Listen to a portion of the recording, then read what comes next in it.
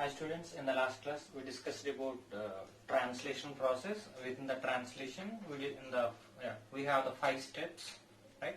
We already discussed about the first step and the second step. First step is the activation of amino acids, right? We discussed already. And next one is binding of amino acid to tRNA structure. The process is also called as loading of tRNA. This is also called charging of tRNA. Loading of tRNA or charging of tRNA, right? So in the last class we discussed about the first 2 steps, and coming to the third step we already discussed initiation is the third step, right? See, initiation, after that elongation, the last step is the termination. 3 steps are there. So coming to the initiation process or third step is the initiation, right? So here formation of initiation complex. Within the third step, formation of initiation complex, that is also called initiation step. Again, within initiation some side headings are there. Some of the side headings are there, right? Here the very first side heading is within the formation of initiation complex, the very first one is mRNA associated with 30S. mRNA associated with 30S subunit of the ribosome. 30S subunit of the ribosome. So we already know within eukaryotic mRNA structure there is a 5' cap is there, 3' poly A tail structure is there. Within eukaryotic mRNA structure there is a 5' cap and 3' poly A tail structure is present. But within prokaryotic mRNA there is no 5' cap and 3' poly A tail structure. In the last class also I said post-transcriptional modifications are absent in prokaryotic cells. Post-transcriptional modifications are absent in prokaryotic cells because there is no introns within the prokaryotic cells. Whatever that mRNA is there, within that mRNA introns are absent. And see, at the same time the transcription and translation also takes place. At the same time transcription and translation also takes place within prokaryotic cells. So mostly there is no formation of the 5' cap and the 3' poly A tail structure within prokaryotic cells. So now what we are discussing, this is completely related to the prokaryotic translation process. Prokaryotic translation process. Within prokaryotic translation process, right? See, this is the third step. In that case, see, there is an initiation factors are there. See, initiation factor 1, initiation factor 1 and initiation factor 2 and initiation factor 3. 3 types of initiation factors are present within prokaryotic cells during translation process, right? Within initiation process, 3 initiation factors are there. These initiation factors are IF1, IF2, IF3, right? Initiation factor 1, initiation factor 2, initiation factor 3. These three are supporting for the formation of initiation complex.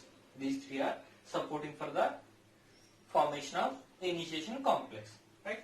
So here that is about the initiation factors. So the very first step is mRNA associated with the 30S subunit of the ribosome.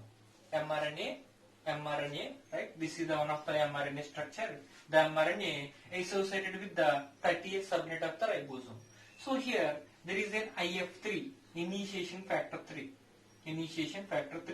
especially bind with the 30S subunit of the ribosome.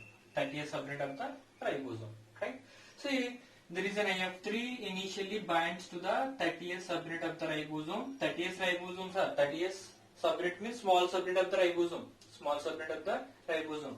See, 50S subunit is the large subunit of the ribosome, right? So here the IF3 binds to the 30S subunit of the ribosome, right? So one of the mRNA, this is the structure of the mRNA, right? And IF1, here IF1. So here IF1 and IF3. IF1 and IF3. Both these initiation factors are supporting for the binding of both these, okay, IF1 and IF3. Both the IF1 and IF3 factors are, initiation factors are supporting for the binding of 30S subunit to mRNA structure. 30S ribosomal subunit to mRNA structure, right? So that is the first step for the formation of initiation complex. So this is one of the IF3 complex and this is one of the IF1 not complex, IF3 factor, and this is one of the IF1 factor. Initiation factor 3, initiation factor 1, right? First binding initiation factors are, initiation factor is IF3. First binding initiation factor is the IF3. So IF3 is binded and later IF1 is binded, and both these initiation factors are supporting for the binding of 30S subunit, okay, 30S subunit of the ribosome to mRNA. 30S subunit of ribosome to mRNA. So, sir, you said that there is an eukaryotic mRNA is there. This is one of the eukaryotic mRNA, 5' cap and 3' poly A tail structures are there, right? See, the 5' cap is supporting. The 5' cap is supporting for the initiation complex formation within eukaryotic cells. Within eukaryotic cells, the 5' cap supporting for the binding of ribosomes. Within eukaryotic cells, 60 and 40S are there. Okay, for suppose this is the one of the large subunit, this is one of the small subunit. Within eukaryotic cells, this is the 40S and this is the 60S. So within eukaryotic cells, the initiation complex, okay, or attachment of ribosomes to mRNA structure supported by the 5' cap. 5' cap. So within prokaryotic cells, there is no 5' cap. Here 5' cap is absent. If the 5' cap is absent, how the ribosomes are attached to the mRNA? How the ribosomes are attached to the mRNA? See, the attachment especially done by specific sequence. Here cap is absent. Okay. Absence of cap also within prokaryotic mRNA structures. There is a specific sequences are there, and these sequences are supporting for the formation of initiation complex. The sequence is here Sine-Dalgamo sequence, especially one of the sequence, okay, the sequence supporting for the formation of initiation complex. The sequence is Sine-Dalgamo sequence. The mRNA contains specific sequence supporting for the formation of initiation complex. That is nothing but binding of 30S subunit of the ribosome, binding of 50S subunit of the ribosome supported by one of the sequence. The sequence is called as Sine-Dalgamo sequence. Here Sine-Dalgamo indicates scientist names John Sine and the Dalgamo. Okay, other scientist name is the Dalgamo. So two scientists identifies that sequence, then that sequence name given as Sine-Dalgamo sequence. So the sequence supporting for the initiation complex formation or binding of 30S and 50S ribosomes to mRNA. So anyone asks me the question, how the ribosomes have the capacity to bind with the mRNA? How the ribosomes have the capacity to bind with the mRNA in prokaryotic cells? So we have to say here, especially within prokaryotic cells, ribosomes are there. The ribosomes contains here 30S subunit. Here within 30S subunit there is a 16S rRNA is present. This is the 16S rRNA. We know about that the composition of the 30S subunit. 16S rRNA is present. That 16S rRNA contains anti-Sine-Dalgamo sequence. See, the sequence is opposite to Sine-Dalgamo sequence. Sine-Dalgamo sequence is, for suppose A, U, like this. Okay. Here anti-Sine-Dalgamo sequence is complementary. For suppose this is the Sine-Dalgamo sequence anti-signed algamo sequence. Here A, here U. Here U, A, U, like this. So what I am saying here, signed algamo sequence and anti-signed algamo sequence, both are complementary. Both are complementary. So see, especially these two sequences are supporting for the binding of ribosomes to mRNA. What I am telling here, the signed algamo sequence, okay, the complementary sequence is anti-signed algamo sequence. Anti-signed algamo sequence present within ribosome, that is a 30S ribosome, okay, 30S subunit of the ribosome, that is subunit of the ribosome, especially 16S rRNA, 16S rRNA. So mRNA contains specific sequences here, signed algamo sequence. So both these are matched, both these are complementary. That's the reason why, okay, the ribosomes have the capacity to interact with the mRNA. The ribosomes have the capacity to interact with the mRNA. The concept is very simple. mRNA contains specific sequence that is called as signed algamo sequence. Okay, that sequence supporting for the formation of initiation complex. How? Because ribosomes have, okay, one of the 30S subunit, that 30S subunit having one of the 16S rRNA, that 16S rRNA having anti-signed algamo sequence. Okay, both are complementary. Signed algamo sequence and anti-signed algamo sequence are complementary. So both these are complementary. Naturally, association takes place. That's the reason why the 30S subunit binds to the mRNA. Once the 30S subunit is binded, okay, then there is a chance for the 50S subunit binding. There is a chance for the 50S subunit binding. So that is about the first step within the, okay, within the formation of initiation complex. The very first step, okay, the very first step is binding of 30S subunit to mRNA. 30S subunit to mRNA. How means? Okay, mRNA contains signed algamo sequence, okay, and the 30S subunit of the ribosome contains the anti-signed algamo sequence. Between these two, naturally association is present, right? Besides to the signed algamo sequence, there is an initiation codon is there. AUG is the initiation codon. AUG is the initiation codon. I already said within prokaryotic mRNA structure, 5' cap is absent. This is only 5', right? And 3' poly A tail structure is absent. 3' poly A tail structure is absent, right? So post-transcriptional modifications are absent in prokaryotic cells. Prokaryotic cells. That is about the first step. And next step we'll discuss now, right? Coming to the next step in the initiation process, the very first step we already discussed, binding of 30S subunit, 30S ribosomal subunit to mRNA structure. And coming to the next step is binding of formal methionine, tRNA at initiation site. See, whatever that initiation codon is there, initiation codon is here AUG. AUG is the initiation codon, right? This is the AUG codon.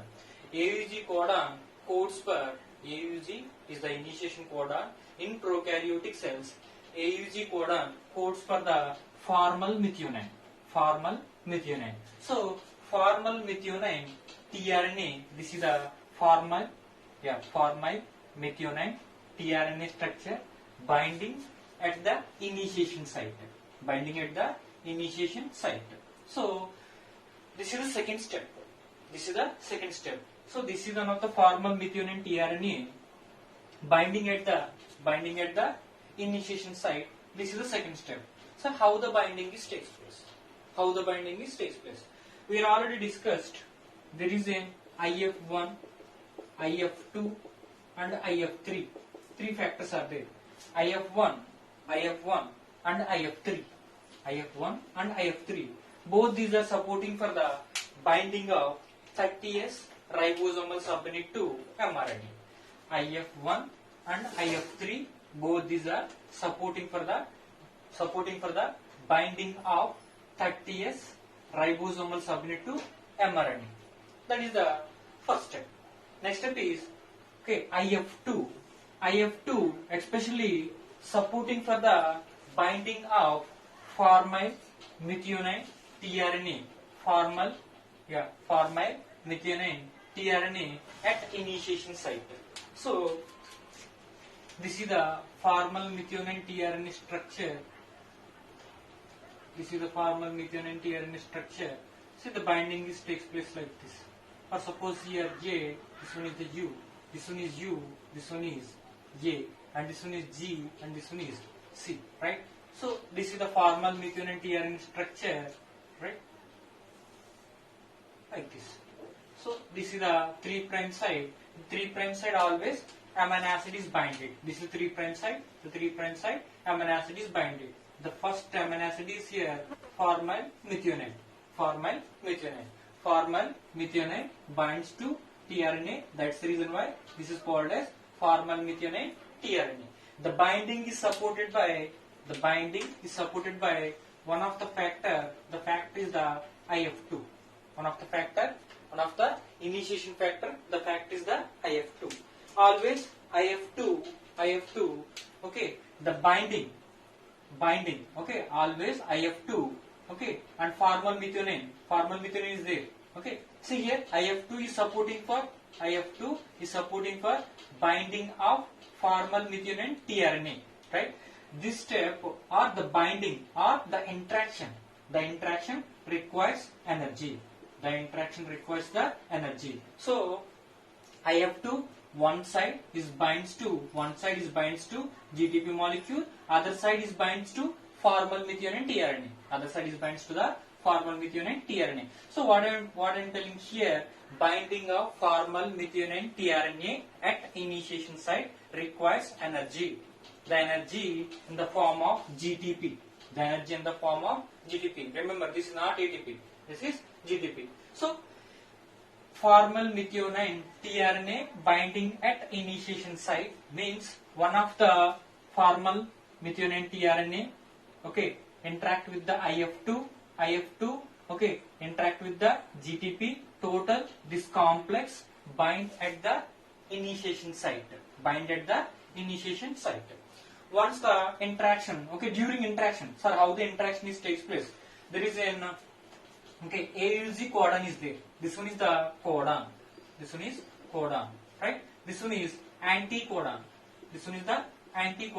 Specific amino acid addition completely depends on interaction between codon and the anticodon. Codon recognized by anticodon. Anticodon here specifically having specific amino acid. So here the interaction between codon and anticodon, and directions also very important here. This is the 5' side. Always the translation started at 5' side. Okay, this is the 3' side, terminated at the 3' side, right? And here formyl methionine tRNA, always amino acid presented 3' side. So this is the 3' side, and this is the 5' side. Remember, this is 5' to 3'.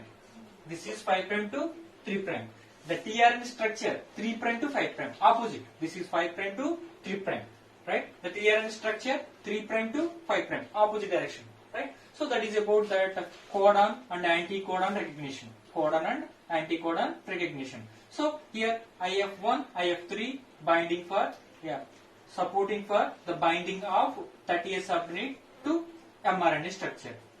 Next step, IF2 is supporting for the binding of formyl methionine tRNA at initiation site, right? Once the formyl methionine tRNA binded,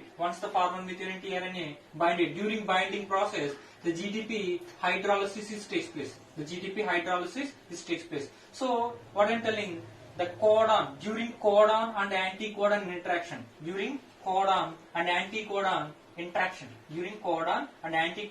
interaction, right? See, ATP is required. That is nothing but energy is required during codon and anticodon. Okay, interaction process. Energy is required. The energy utilized in the form of GTP. Okay, the GTP hydrolysis takes place. Once the interaction is completed, the IF2 is released. Right? After that, next step is binding of large subunit of the ribosome. large subunit of ribosome to initiation site. So initially IF3 is binded, next one formal methionine tRNA is binded, and last one here binding of 50S subunit. Binding of 50S subunit. So this is the one of the initiation complex. This is one of the initiation complex. And the during initiation process, 30S subunit is first binded. Next one, formal methionine tRNA is binded. Third one, here 50S subunit is binded. This is the last one. Binding of 50S subunit is the last one. See so here binding of small subunit and the large subunit requires 0.00001 molar concentration of magnesium ions. So that is the requirement we already know. Okay, so here association takes place between the 30S and the 50S subunit. So formal methionine tRNA binds to the initiation codon. So total this structure is called as initiation complex. Total this structure is called as initiation complex. Okay, when the 50S subunit is binded, after the binding, the IF1 and IF3, right? This is IF1 and IF3 factors also released. Once the 50S subunit binded, right? The IF1 and IF3 factors also released. So this is the entire initiation complex. This is the entire initiation complex. In initiation, 3 steps are there. First one, binding of 30S subunits. Binding of 30S ribosomal subunit to mRNA structure. That step supported by 2 initiation factors, IF1 and IF3 factors, right? And next one, binding of formal methionine tRNA. Okay, this step supported by the IF2 factor. Last one, binding of 50S subunit. So total this structure is called as initiation complex. Right? Next one, we discussed about the elongation process, right?